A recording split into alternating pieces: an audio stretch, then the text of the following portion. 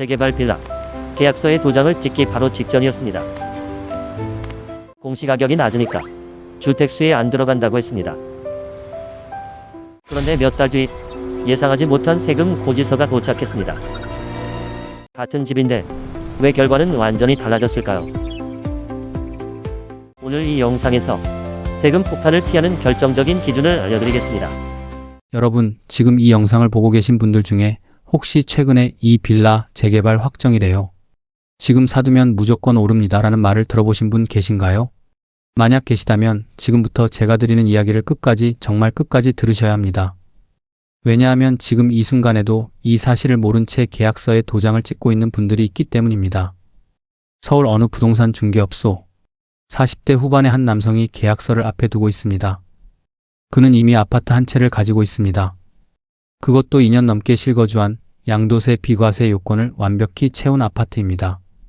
그런데 그 옆에 재개발 예정 구역에 오래된 빌라 한 채가 그의 눈을 사로잡았습니다. 공시가격 9천만 원짜리 빌라입니다. 1억도 안 되니까 세법상 주택수에 안 들어갑니다. 걱정 마세요. 이 말 정말 사실일까요? 결론부터 말씀드리면 이 한 문장이 이 남성이 10년 가까이 지켜온 아파트의 비과세 혜택을 통째로 날려버릴 수도 있는 방아쇠가 됩니다. 지금부터 그 이유를 실제 유형과 세법 조항을 근거로 하나하나 파헤쳐 드리겠습니다. 오늘 영상 끝까지 보시면 여러분은 재개발 구역의 빌라를 살 때 반드시 확인해야 할 3가지 매직 넘버와 이 함정을 피해가면서도 합법적으로 세금을 아낄 수 있는 정부의 소형주택 특례 제도까지 완벽하게 이해하시게 됩니다. 그리고 마지막에는 이 채널이 왜 여러분의 경제적 방패가 되어야 하는지 그 이유도 말씀드리겠습니다. 구독과 알림 설정 미리 눌러두시길 권해드립니다. 왜냐하면 이 이야기 오늘 한 번으로 끝나지 않을 이야기니까요. 지금부터 소개해드릴 이야기의 주인공, 편의상 정민호 씨라고 부르겠습니다. 실제 여러 상담 사례를 재구성한 가상의 인물이지만 이 안에 담긴 세법의 함정은 결코 가상이 아닙니다. 정민호 씨는 서울 강북의 한 아파트에서 8년째 실거주 중이었습니다. 결혼과 함께 마련한 첫 집이었고 아이 둘을 그 집에서 키웠습니다. 시세는 처음 살 때보다 2배 가까이 올랐고 정민호 씨는 언젠가 이 집을 팔고 더 넓은 곳으로 이사할 계획을 세우고 있었습니다. 1세대 1주택 비과세. 그는 이 5글자를 믿고 있었습니다. 그런데 2년 전 정민호 씨는 우연히 회사 동료로부터 이런 이야기를 듣습니다. 요즘 재개발 구역 빌라 소액으로 투자하기 딱 좋아. 공시가격 1억 이하면 세법상 주택수에 아예 안 들어간대. 나도 하나 샀어. 솔깃했습니다. 몇 천만 원으로 투자할 수 있고 몇 년 뒤 새 아파트 입주권으로 바뀌면 시세 차이까지 기대할 수 있다는 말.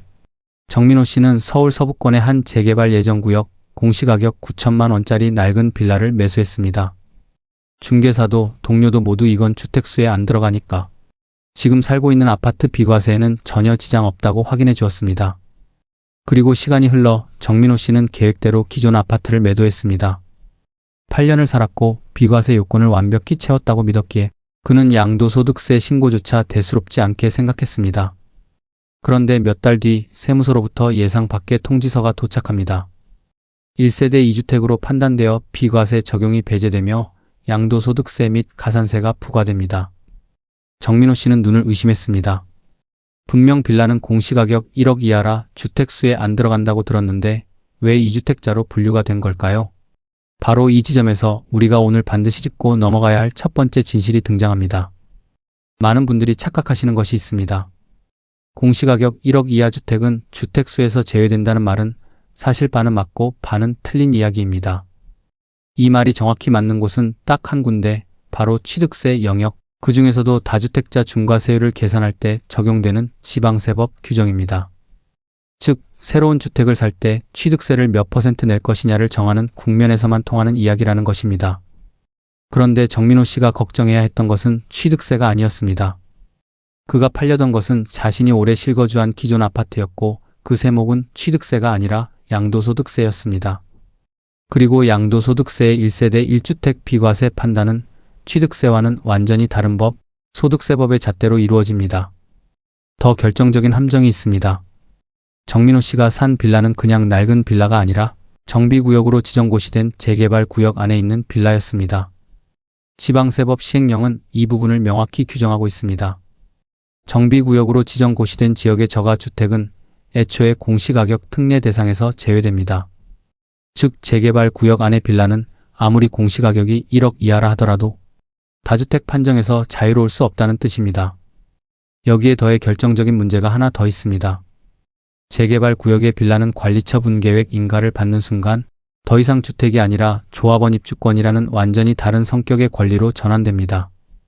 그리고 소득세법은 이 조합원 입주권을 특정 조건이 갖춰지지 않는 한 명백히 주택수에 포함시켜 계산하도록 규정하고 있습니다. 정민호 씨의 경우를 정리하면 이렇습니다. 첫째, 그가 산 빌라는 정비구역 내에 있었기에 애초에 저가주택 특례 대상이 아니었습니다. 둘째, 시간이 흐르며 관리처 분계획 인가가 나면서 빌라는 조합원 입주권으로 전환되었습니다. 셋째, 그는 기존 아파트를 조합원 입주권 취득일로부터 3년이 넘은 시점에 매도했습니다.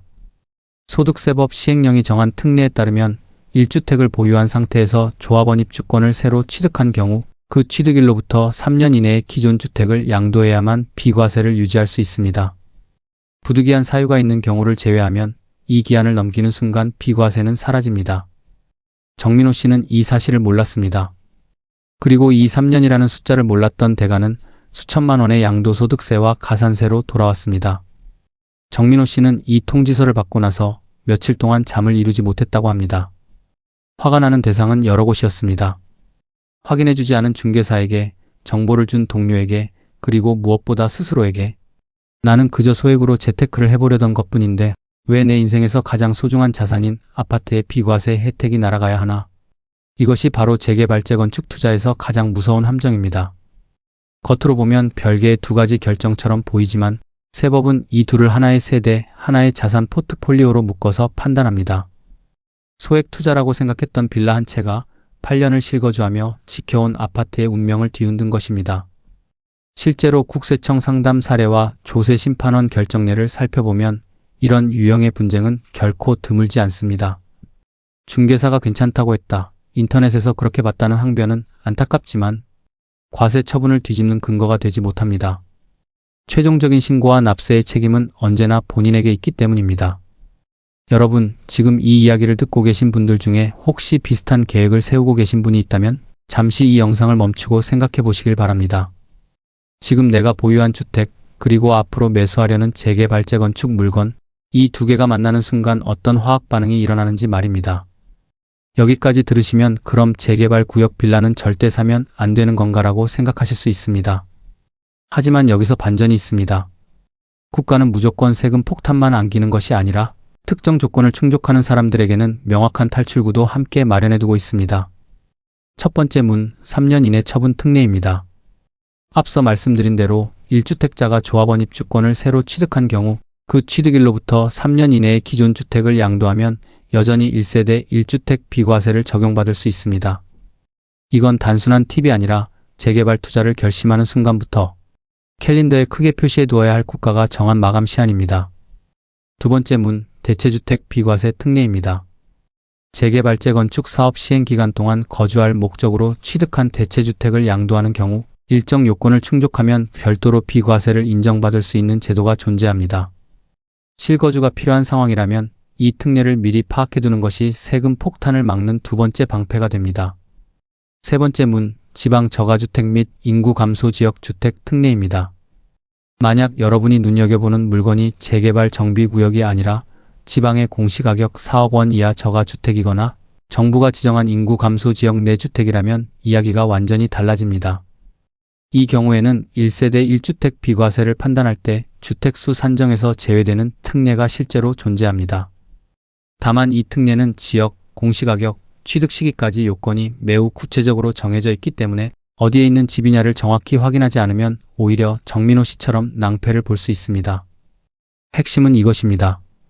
같은 저가주택이라는 이름이 붙어 있어도 그 위치가 재개발 정비구역이냐, 지방 저가주택 특례 대상 지역이냐에 따라 결과는 완전히 달라집니다. 이 차이를 모르고 접근하면 정민호 씨의 전철을 밟게 되고 이 차이를 정확히 알고 접근하면 오히려 합법적인 절세 전략의 문이 열립니다. 자, 여기서부터는 조금 더 깊이 들어가 보겠습니다. 왜냐하면 정민호 씨의 이야기를 단순히 안타깝다로 끝내면 여러분에게 남는 것이 없기 때문입니다. 지금부터 제가 드리는 체크리스트는 여러분이 실제로 재개발 재건축 구역의 물건을 검토할 때 손에 쥐고 있어야 할 생존 매뉴얼이라고 생각해 주시면 됩니다. 첫 번째, 매직 넘버 정비구역 지정 고시 여부. 매수하려는 빌라가 있는 지역이 정비구역으로 지정 고시되었는지 반드시 직접 확인해야 합니다. 확인 방법은 크게 세 가지입니다. 하나, 국토교통부가 운영하는 토지이음 사이트에서 해당 지번의 용도 지역과 도시계획 정보를 조회하면 정비구역 지정 여부가 표시됩니다. 둘, 서울의 경우 정비사업 정보 몽땅 사이트에서 재개발, 재건축 추진 단계를 실시간으로 확인할 수 있습니다.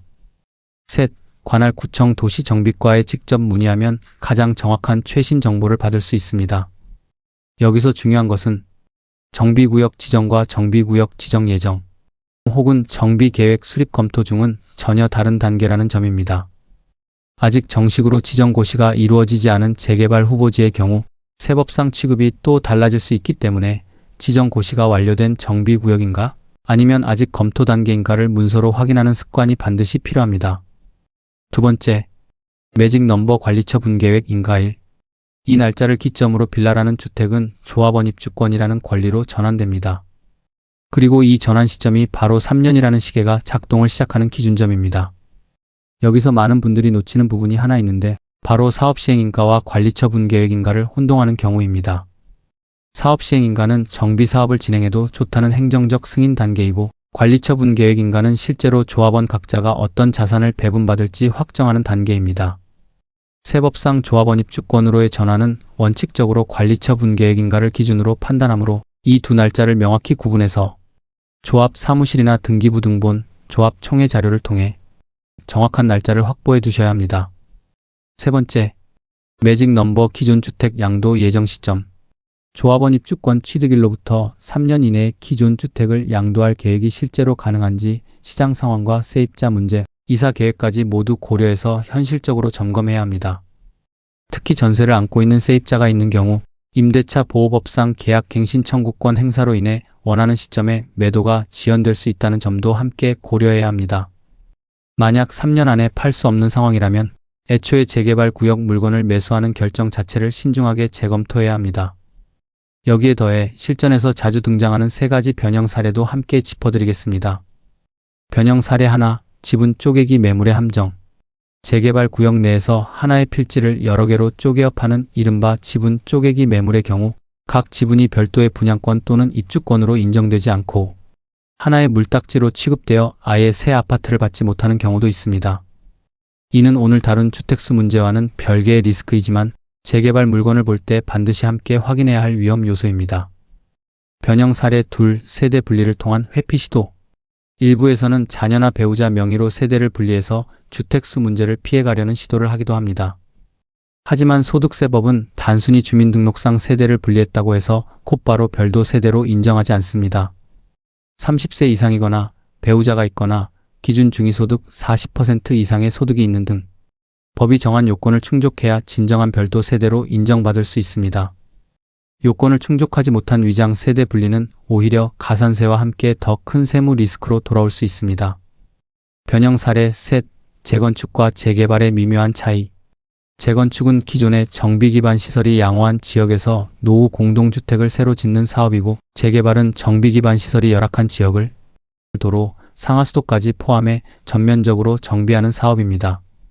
세법상 조합원 입주권의 취급 원칙은 유사하지만 적용되는 세부 조항과 판례가 사업 유형에 따라 다르게 해석되는 경우가 있으므로 매수 전 반드시 이 사업이 재개발인지 재건축인지 어느 법률에 근거한 사업인지를 조합 정관이나 사업 시행 계획서를 통해 확인하시길 권해드립니다. 네 번째, 매직 넘버. 조합원 지위 양도 금지 규정. 여기서 반드시 짚고 넘어가야 할 이야기가 하나 더 있습니다. 바로 조합원 지위 양도 금지라는 조항입니다. 투기 가열지구로 지정된 지역의 재건축 사업은 조합 설립인가 이후부터 원칙적으로 조합원 지위 자체를 사고 팔 수 없도록 법으로 막아두고 있습니다. 즉, 아무리 좋은 매물이라 하더라도 특정 시점 이후에는 애초에 매수 자체가 성립하지 않거나 매수하더라도 조합원 자격이 아닌 현금 청산 대상자로 전락할 위험이 있다는 뜻입니다. 이 대목에서 세 번째 인물의 이야기를 짧게 들려드리겠습니다. 박성우 씨는 서울의 한 재건축 예정 단지 인근 소형 아파트를 매수하면서 중개사로부터 조합 설립인가는 났지만 아직 관리처분 계획인가 전이라 매수에 문제 없다는 설명을 들었습니다. 하지만 그가 매수하려던 물건이 위치한 지역은 투기 가열지구로 지정된 곳이었고 조합 설립인가 이후 시점의 매수였기 때문에 원칙적으로 조합원 지위 양도 제한 대상이었습니다. 다행히 박성우 씨의 경우는 10년 이상 소유 및 5년 이상 거주라는 예외 요건을 갖춘 매도인의 물건이어서 간신히 조합원 지위를 인정받을 수 있었지만 계약 이후 몇 달간 관리처분 계획 변경 인가가 지연되며 조합 내부 서류 확인에만 상당한 시간을 쏟아야 했습니다. 박성우 씨는 훗날 이렇게 회고했습니다. 계약서에 도장을 찍기 전 등기부등본과 조합 인가 이력을 제가 직접 뗐어야 했는데 그때는 그게 그렇게 중요한 서류인지 몰랐습니다. 재개발 사업의 경우 재건축과 달리 조합원 지위 양도 제한이 다소 완화되어 있는 경우가 많지만 지역과 사업 단계에 따라 예외적으로 제한이 걸리는 경우도 있으므로 이 물건이 재개발인지 재건축인지 뿐 아니라 투기가열지구 지정 여부와 조합 설립인가 시점까지 함께 확인하는 것이 네 번째 매직 넘버의 핵심입니다. 다섯 번째 매직 넘버, 이주비 대출과 자금 출처. 정비 사업이 진행되면 조합원들에게 이주비 대출이라는 것이 지급됩니다. 이는 기존 주택을 철거하고 새 아파트가 완공될 때까지 임시 거주지를 마련할 수 있도록 조합 명의로 실행되는 대출입니다. 그런데 이 이주비 대출은 소유권이나 세금 문제와는 별개로 매수인이 조합원 지위를 승계할 때 함께 인수해야 하는 채무가 되는 경우가 많습니다.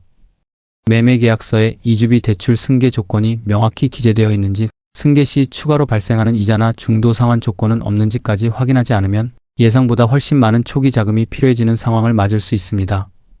또한 국세청은 고액 부동산 거래에 대해 자금 출처 조사를 진행하는 경우가 있으므로 재개발 재건축 물건을 매수할 자금의 출처를 소득이나 증여, 대출 등으로 명확히 소명할 수 있도록 준비해두는 것도 실전에서 매우 중요한 포인트입니다.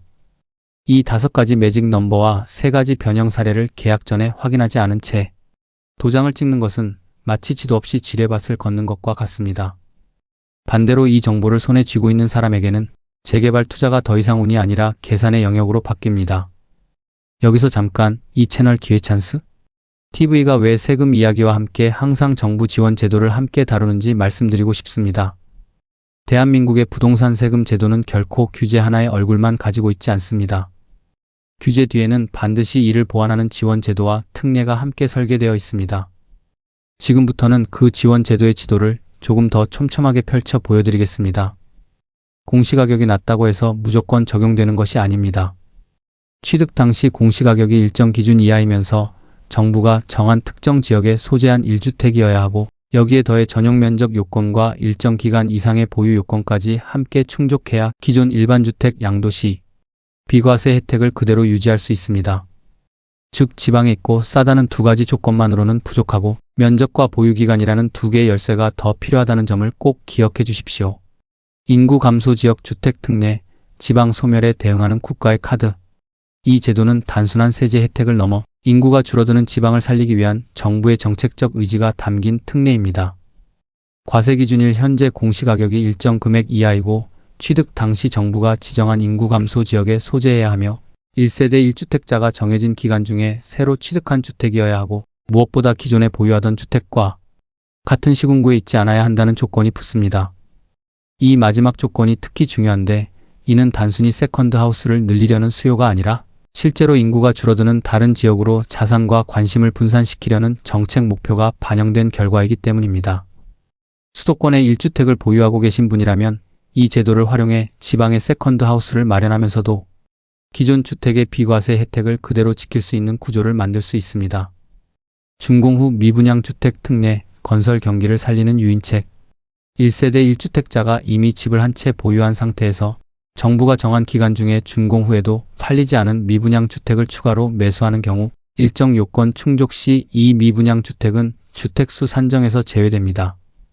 이는 지역 건설 경기와 미분양 적체 문제를 해소하기 위한 정부의 유인책으로 실수요와 투자 수요를 동시에 지방 미분양 시장으로 끌어들이려는 목적을 담고 있습니다. 임대사업자를 위한 소형주택 간주임대료 특례. 3주택 이상을 보유한 임대사업자의 경우 전세보증금에 대해 간주임대료라는 항목으로 세금이 부과될 수 있습니다. 그런데 전용 면적과 공시가격이 일정 기준을 모두 충족하는 소형주택은 아무리 많이 보유하고 있어도 이 간주임대료 계산 대상 주택수에서 제외됩니다. 다주택 임대사업을 고려하시는 분이라면 이 특례를 활용해 세부담을 구조적으로 낮추는 포트폴리오 설계가 가능합니다. 종합부동산세 합산 배제, 그리고 놓치기 쉬운 매년 9월의 신청 기한. 종부세 영역에서도 1세대 1주택 특례나 합산 배제를 받을 수 있는 주택 유형이 별도로 존재합니다. 다만 이 혜택은 자동으로 적용되는 것이 아니라 매년 정해진 기간, 통상 9월 중에 관할 세무서에 직접 신청해야 합니다. 더 중요한 것은 이 신청이 한 번으로 영구히 유지되는 것이 아니라 공시가격 변동에 따라 매년 다시 확인하고 재신청해야 한다는 점입니다. 작년에는 대상이었던 주택이 공시가격 상승으로 올해는 대상에서 탈락할 수도 있고 반대의 경우도 있습니다. 이렇게 촘촘하게 짜인 지원 제도의 지도를 살펴보면 하나의 공통된 원칙이 보입니다. 바로 정부는 무조건 세금을 거두려는 것이 아니라 정책적으로 유도하고 싶은 방향으로 국민의 선택을 이끌기 위해 세제를 설계한다는 것입니다. 재개발 구역의 저가주택에는 특례를 주지 않는 이유도, 인구 감소 지역이나 지방 저가주택에는 특례를 주는 이유도 모두 이 정책적 방향성 안에서 설명됩니다. 여러분이 재개발 투자, 지방 저가주택 투자, 혹은 인구 감소 지역 투자를 고민하고 계시다면 단순히 세금이 무섭다 해서 멈추지 마시고 이 제도를 활용하면 오히려 합법적으로 세금 부담을 줄이면서 자산을 늘릴 수 있다는 관점으로 접근하시길 권해드립니다. 이것이 바로 기회찬스 TV가 여러분께 전하고자 하는 핵심 메시지입니다. 규제를 피하는 것이 아니라 제도를 정확히 이해하고 정면으로 활용하는 것입니다. 대조적인 사례 하나를 더 소개해드리겠습니다. 정민호 씨와 비슷한 시기에 이수진 씨라는 또 다른 인물이 있었습니다. 이수진 씨 역시 서울에 1주택을 보유하고 있었지만 그는 재개발 구역 대신 정부가 지정한 인구 감소 지역 내 공시가격 3억 원대 주택을 매수하기로 결정했습니다. 매수 전 그는 해당 지역이 실제로 인구 감소 지역 특례 대상 목록에 포함되어 있는지 기존 보유주택과 같은 시군구가 아닌지를 관할 세무서에 서면으로 사전 확인했습니다. 몇 년 후 이수진 씨가 기존 서울주택을 매도했을 때 그는 정확히 예상했던 대로 1세대 1주택 비과세를 그대로 적용받았습니다.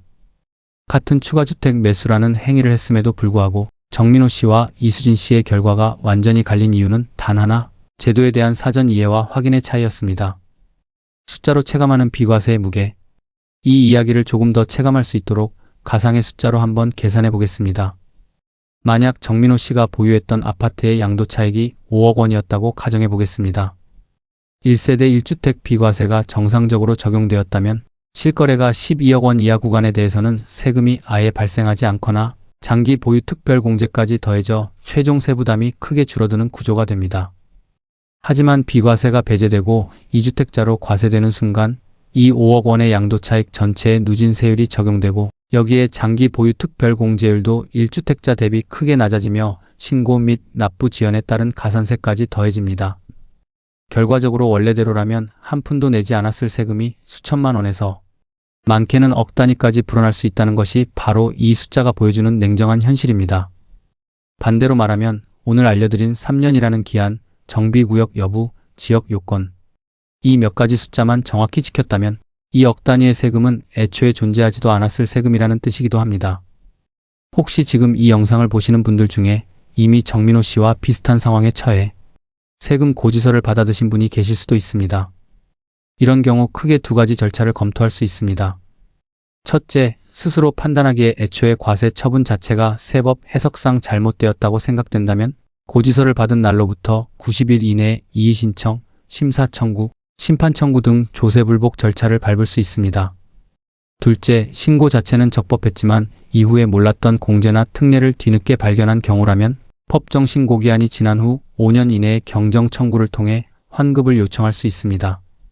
다만 두 절차 모두 기한이 매우 엄격하게 정해져 있고 특히 3년이라는 조합원 입주권 처분 기한처럼 이미 객관적으로 확정된 사실관계를 다투는 것은 성공 가능성이 높지 않다는 점을 냉정하게 인식하셔야 합니다. 그렇기 때문에 오늘 이 영상의 핵심은 사후 구제가 아니라 사전 예방에 있다는 것을 다시 한번 강조드립니다. 마지막으로 만약 재개발 재건축 물건 매수를 앞두고 세무사나 회계사와 상담을 계획하고 계신다면 다음 서류들을 미리 준비해 가시길 권해드립니다.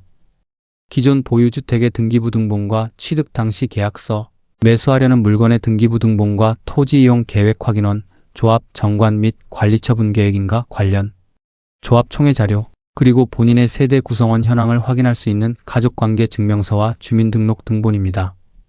이 서류들을 갖추고 상담을 받으면 막연한 괜찮을까요? 라는 질문 대신 제 상황에서 정확히 몇 년 몇 월까지 기존 주택을 팔아야 하나요? 라는 구체적인 답을 받아내실 수 있습니다.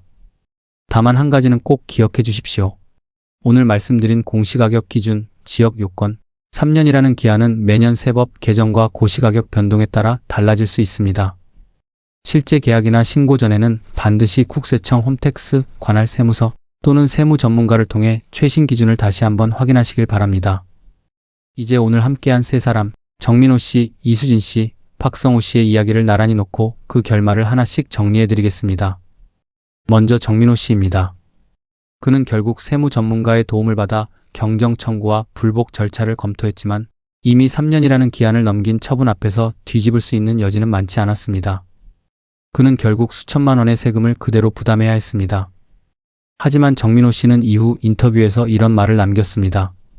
제가 이 영상을, 이 정보를 계약 전에 미리 알았더라면 상황은 완전히 달랐을 겁니다.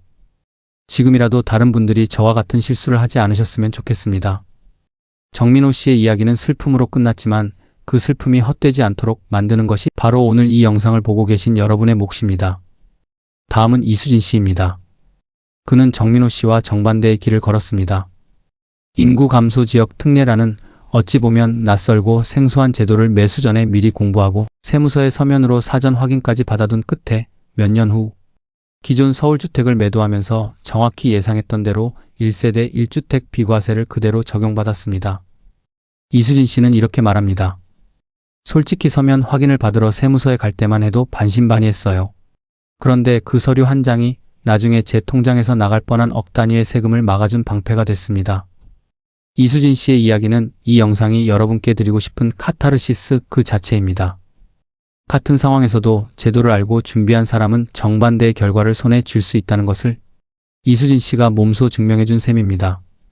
마지막으로 박성우 씨입니다. 그의 이야기는 공포와 안도가 함께 뒤섞인 어쩌면 가장 아슬아슬한 결말입니다. 투기가 열지군에 조합원 지위 양도 제한이라는 벽 앞에서 매도인의 10년 이상 소유 및 5년 이상 거주라는 예외 요건 덕분에 간신히 조합원 지위를 지킬 수 있었던 박성우 씨는 계약 이후 몇 달 동안 조합 서류와 관리처 분계획 변경 인가를 확인하며 밤잠을 설쳤다고 말합니다. 제 경우는 정말 운이 좋았던 겁니다. 만약 매도인이 그 예외 요건을 갖추지 못한 분이었다면 저는 계약금을 날리고 조합원 지위 대신 현금 청산 통지서를 받아야 했을 겁니다. 그 몇 달 동안 제가 확인했어야 할 서류들을 계약 전에 미리 알았더라면 이렇게 마음 졸일 일도 없었을 거예요. 세 사람의 결말을 나란히 놓고 보면 하나의 뚜렷한 그림이 그려집니다. 정민호 씨는 몰라서 잃었고 이수진 씨는 알아서 지켰고 박성우 씨는 운으로 겨우 버텼습니다. 그리고 이 세 갈래 길을 가르는 것은 재산의 크기도 인맥도 운도 아니었습니다. 오직 계약서에 도장을 찍기 전 몇 가지 숫자와 조항을 확인했는가 확인하지 않았는가의 차이였습니다. 이 이야기를 오늘 여러분께 들려드린 이유는 단 하나입니다. 부동산 투자에서 가장 무서운 것은 시장의 하락이 아니라 내가 모르는 사이 발동되는 세법 조항입니다. 그리고 그 조항은 미리 알고 준비하는 사람에게는 오히려 기회의 문이 되고 모르고 지나치는 사람에게는 돌이킬 수 없는 손실이 되며 어중간하게 알고 있는 사람에게는 박성우 씨처럼 아슬아슬한 줄타기가 됩니다. 여러분은 오늘 이 영상을 통해 그 세 갈래 길 중 어느 쪽에 설지 스스로 선택할 수 있는 정보를 갖게 되셨습니다. 오늘 영상 여기까지 함께 해주셔서 정말 감사합니다. 정민호 씨, 이수진 씨, 박성우 씨. 이 세 사람은 각자 다른 물건을 매수했고 각자 다른 결말을 맞이했지만 결국 하나의 질문 앞에 서 있었습니다. 나는 계약서에 도장을 찍기 전 이 물건에 붙어있는 세법의 숫자들을 정확히 알고 있었는가? 정리해드리면 재개발 구역의 빌라는 공시가격이 낮다고 해서 무조건 안전한 것이 아니며 관리처 분계획 인가 이후에는 조합원 입주권으로 전환되어 3년이라는 시한이 작동한다는 것, 투기가 열지구라면 조합원 지위 양도 제한이라는 또 다른 벽이 기다리고 있다는 것, 그리고 이 함정을 피해가는 동시에 합법적으로 세금을 줄일 수 있는 지방 저가주택, 인구 감소 지역 주택 특례가 별도로 존재한다는 것, 이 네 가지를 오늘의 핵심으로 꼭 기억해 주시길 바랍니다. 정민호 씨는 몰라서 억 단위에 가까운 세금을 잃었습니다. 이수진 씨는 알아서 그 세금을 온전히 지켰습니다. 박성우 씨는 운으로 아슬아슬하게 버텼습니다. 여러분이 오늘 이 영상을 끝까지 보셨다는 것은 이제 더 이상 운에 기대지 않아도 된다는 뜻입니다. 여러분에게는 이미 이수진 씨가 걸었던 길로 갈 수 있는 지도가 손에 쥐어져 있습니다. 혹시 지금 여러분도 재개발 구역 물건을 검토 중이시거나 이미 매수하신 상태에서 3년이라는 시한이 다가오고 계시다면, 혹은 박성우 씨처럼 조합원 지위 문제로 마음을 졸이고 계시다면 댓글로 여러분의 상황을 남겨주십시오. 다음 영상에서는 여러분이 남겨주신 실제 사례를 바탕으로 조합원 입주권과 대체주택 특례를 함께 활용하는 구체적인 절세 시나리오, 그리고 오늘 미처 다 풀어드리지 못한 투기가열 지구별 조합원 지위 양도 예외 요건까지 더 깊이 파헤쳐 보겠습니다. 이 채널 기회찬스 TV는 여러분이 모르는 사이에 놓치는 세금과 정부 지원 제도의 틈새를 끝까지 파고들어 알려드리는 채널입니다. 오늘 정민호 씨, 이수진 씨, 박성우 씨의 이야기가 조금이라도 도움이 되셨다면 구독과 좋아요, 그리고 알림 설정 꼭 부탁드립니다. 여러분이 눌러주시는 그 버튼 하나가 다음에 이 함정 앞에 설 또 다른 누군가를 정민호 씨가 아닌 이수진 씨로 만들어줄 수 있습니다. 다음 이야기에서는 또 어떤 숨겨진 세법의 함정과 기회가 기다리고 있을지 저와 함께 계속 확인해 가시죠. 기회찬스 TV였습니다. 감사합니다. 이번 영상은 정비구역과 조합원 입주권, 그리고 소득세법 시행령 등 공개된 세법 정보를 바탕으로 제작한 스토리텔링 콘텐츠입니다. 영상에 등장하는 정민호 씨, 이수진 씨, 박성우 씨는 실제 사례를 재구성한 가상의 인물이며 이해를 돕기 위한 예시로 구성되었습니다. 또한 영상 속 사례와 세금 계산 결과는 개인의 보유 자산과 취득 시기, 지역, 법령 적용에 따라 달라질 수 있습니다. 따라서 실제 계약이나 세금 신고를 진행하기 전에는 국세청과 기획재정부의 최신 고시를 반드시 확인하시고 필요하다면 세무 전문가와 상담하시기 바랍니다. 지금까지 재개발 빌라 투자에서 가장 많은 분들이 놓치는 세법의 함정을 함께 살펴보았습니다.